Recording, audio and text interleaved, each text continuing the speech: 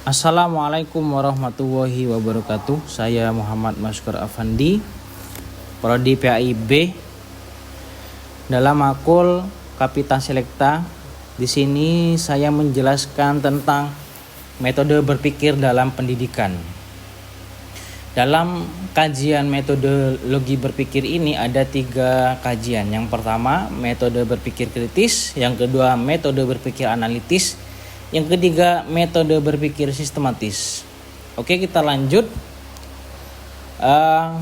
Konsep berpikir kritis, analitis, dan sistematis. Metodologi itu merupakan kerangka yang mengatur proses intelektual untuk menghasilkan pemahaman yang benar, rasional, dan bermanfaat dalam pendidikan. Jadi gimana proses intelektual itu bisa dapat data yang valid, rasional, sehingga nanti bermanfaat kepada pendidikan. Yang pertama, berpikir kritis adalah proses intelektual yang terarah untuk menganalisis, mengevaluasi, dan menyintesis informasi secara mendalam. Bagaimana dia menganalisis sampai ke dalam-dalamnya. Ini namanya berpikir kritis. Yang kedua, berpikir analitis adalah kemampuan dalam memecahkan sebuah problem atau masalah yang kompleks menjadi bagian-bagian kecil yang lebih sederhana. Jadi dalam analitisnya dia bisa memecahkan masalah dengan disederhanakan. Kemudian yang ketiga, berpikir secara sistematis. Dalam kemampuan menyusun proses, berpikir secara runtut, logis, dan konsisten. Sehingga dalam berpikir sistematis ini adanya runtutan pola pikir sehingga nanti konsisten dari awal sampai akhir. Begitu. Oke, lanjut. Dalam berpikir kritis ini ada beberapa karakteristik. Intinya saya definisikan berpikir kritis itu adalah intelektual dan mengontrol untuk menganalisis dan mengevaluasinya secara mendalam. Kita kaji secara mendalam. Kemudian karakteristiknya yang pertama itu adalah reflektif. Dalam artian kita itu tidak menerima informasi secara mentah-mentah. Ketika ada informasi datang kepada kita, maka kita tidak langsung menerima secara mentah-mentah. Maka kita lihat dulu datanya bagaimana, apakah ini valid atau ini hoax. Kemudian objektif. Sehingga nanti adanya objektif ini menghindari bias personal atau emosional. Jadi memang harus data itu objektif. Tanpa adanya nanti timbul adanya perpecahan. Kemudian berbasis evidensi, yang mana data itu berdasarkan fakta yang valid. Kita tidak boleh moro-moro mendatangkan data tapi kita belum yakin apakah data ini valid atau sudah fakta. Kemudian yang keempat adalah berorientasi kepada kebenaran. Jadi tetap kita itu harus mengutamakan kebenaran yang substantif. Jangan sampai data itu hoax. Ingat, harus adanya kebenaran. Kita mau berpendapat, datanya harus benar terlebih dahulu. Sehingga tidak ada celah seseorang itu memecah argumen kita. Jadi berpikir kritis bukan hanya keterampilan akademis, melainkan pondasi dalam membangun masyarakat yang rasional, objektif, dan integritas. Dalam praktiknya memang berpikir kritis ini dapat menekankan pada penggunaan standar rasional. Artinya setiap gagasan manusia itu diajukan dapat dipahami secara logis dan memiliki dasar yang masuk akal. Dalam rasionalitas inilah seseorang itu bisa membantu dari terburu-buru yang hanya dasarnya pada institusi semata, Dalam berpikir kritis bisa melatih seseorang ataupun individu itu menempatkan akalnya sebagai instrumen utama dalam menilai adanya sebuah kebenaran ini. Jadi berpikir kritis juga bergantung pada logika, yang mana logika inilah sebagai fungsi kerangka penalaran yang menjaga konsistensi antara premis dan kesimpulan. Tanpa adanya logika, argumen dapat menjadi kontradiktif dan tidak dapat dipertanggungjawabkan. Oleh karena itulah, dalam adanya berpikir kritis ini menuntut seseorang individu itu tidak mampu menyusun pemikiran yang runtut dan menghindari kekeliruan tadi. Kemudian fungsinya dalam pendidikan Islam yang pertama, mengembangkan keterampilan evaluatif terhadap informasi, sehingga menjadi dasar dalam pemecahan masalah secara rasional dan membentuk peserta didik yang tidak mudah berpengaruh hoax. Oke, lanjut. Berpikir analitis.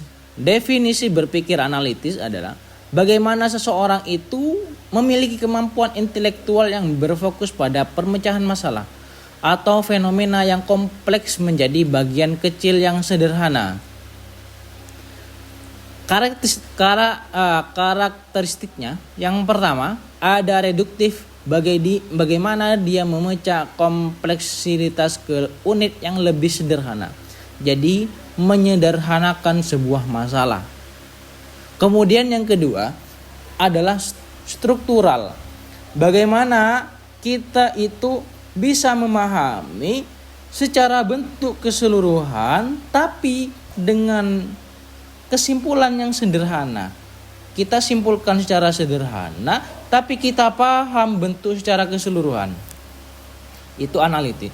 Kemudian adanya kausalitas atau hukum sebab akibat. Jadi juga kita harus fokus kepada sebab dari akibat yang kita analisis tadi. Kemudian eksplanatif, yaitu memberikan penjelasan rasional terhadap fenomena yang terjadi. Kalau kami simpulkan dalam berpikir kritis, analitis adalah yang mana seseorang itu memiliki keterampilan, yang mana keterampilan inilah yang bisa mendukung dia membentuk cara berpikir yang objektif dan terstruktur. Fungsinya dalam pendidikan agama Islam adalah membantu peserta didik memahami materi lebih mendalam karena sudah dianalisa. Kemudian menumbuhkan kemampuan pemecahan masalah terstruktur, sistematis atau runtut ya. Masalahnya itu yang dipecahkan secara runtut. Kemudian menjadi dasar bagi proses sintesis dan inovasi. Oke, lanjut. Dalam berpikir sistematis yang ketiga ini, definisinya adalah tadi kemampuan intelektual untuk menyusun proses secara runtut, logis dan konsisten. Lah, lagi-lagi secara sistem dia itu runtut, tapi bukan hanya runtut tapi juga logis dan konsisten. Dalam karakteristiknya itu yang pertama terorganisir, yaitu ide yang disusun dengan urutan yang jelas. Dari A sampai Z urutannya itu jelas. Namanya itu secara runtut, terorganisir. Kemudian metodologis, mengikuti langkah-langkah berpikir tertentu. Kemudian konsisten, dalam artian argumen awal sampai akhir itu tidak saling kontradiktif. Artinya itu konsisten, sama-sama mendukung. Kemudian prediktif, yang mana mampu memperkirakan implikasi dari suatu pemikiran. Fungsinya dalam pendidikan kita berpikir sistematis itu contohnya membantu menyusun strategi yang lebih terarah, lebih tersistem. Strategi yang kita susun lebih tersistem. Kemudian menguatkan logika dan keraturan dalam pemecahan masalah. Dalam kita memecahkan masalah, bisa kita menguatkan logika kita dan dalam memecahkan masalah ini teratur dari awal sampai akhir, namanya juga tersistematis. Kemudian menjadi menjadi jembatan antara berpikir kritis dan analitis. Setelah kita berpikir secara mendalam, kemudian pikiran kita itu dianalisis, namun jangan sampai lupa dalam berpikir kritis dan analitis tadi harus menggunakan sistematis yang urut. Kemudian integrasi konsep. Ketiga bentuk pemikiran ini saling terkait dan melengkapi untuk metodologi berpikir yang konferensi dalam pendidikan. Yang pertama, berpikir kritis, yaitu menekankan evaluasi dan penilaian terhadap informasi. Yang kedua, berpikir analitis, menekankan pemecahan masalah ke dalam komponen-komponen yang lebih kecil. Yang ketiga, berpikir sistematis, menekankan keraturan dalam alur yang berpikir agar pada sampai kesimpulan yang valid. Dalam berpikir kritis itu evaluasinya dan penilaian terhadap informasi, kita bagaimana menilainya, kita tidak langsung menerima data tersebut. Kemudian analisis dulu, kita pecahkan masalah ini kepada komponen-komponen yang lebih kecil, kemudian nanti mendapatkan kesimpulan data yang valid. Kemudian relevansi metode berpikir dalam pendidikan Islam. Ya, memang dalam metodologi ini ada landasan Qur'ani dan hadis.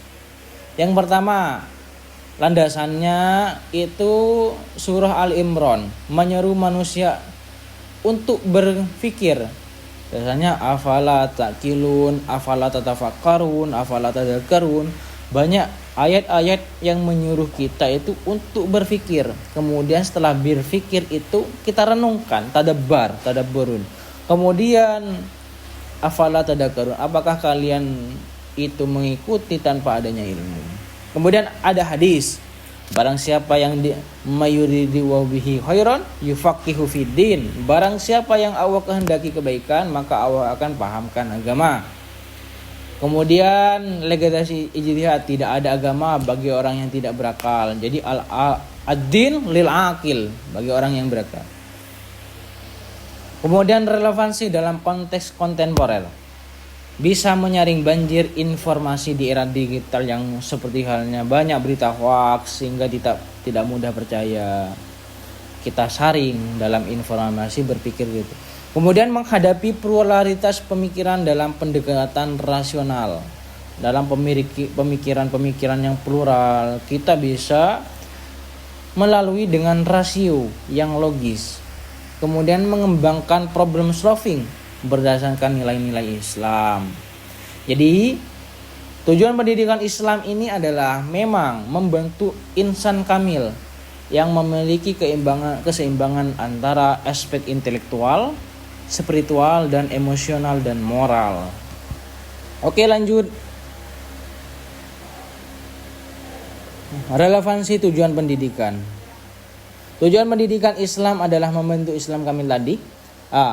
Adanya, sehingga kami simpulkan di sini adanya intelektual, kemudian spiritual quotient, intellectual quotient, spiritual quotient, emotional quotient, dan moralitas. Ya, adanya moral tadi. Sehingga intelektualnya main, spiritualnya main, dan emosionalnya main. Secara berpikir jernih dia, dan juga spiritualnya, hatinya dia nyambung sama akal, dan juga emosi, egonya dia itu bagaimana dia berpikir tadi. Kemudian konsep kontribusi sosial, jadi sehingga nanti bisa menciptakan masyarakat yang rasio dan berintegritas, melahirkan khalifah yang membawa rahmat bagi seluruh alam. Kemudian relevansi dalam konteks kontemporer, yang pertama, banjir informasi. Arus informasi yang cepat dan berlimpah dapat memicu kebingungan antara fakta dan opini, sehingga metode berpikir kita filter terlebih dahulu untuk memilah mana informasi yang valid. Kemudian pluralitas pemikiran. Dengan adanya keterbukaan dunia yang semakin banyak ini, maka pendekatannya kita itu adalah harus rasio, memahami perbedaan antara beberapa pandangan tadi. Kemudian tantangan globalitas. Budaya kompetitif yang menuntut kemampuan itu harus adaptif dan solutif.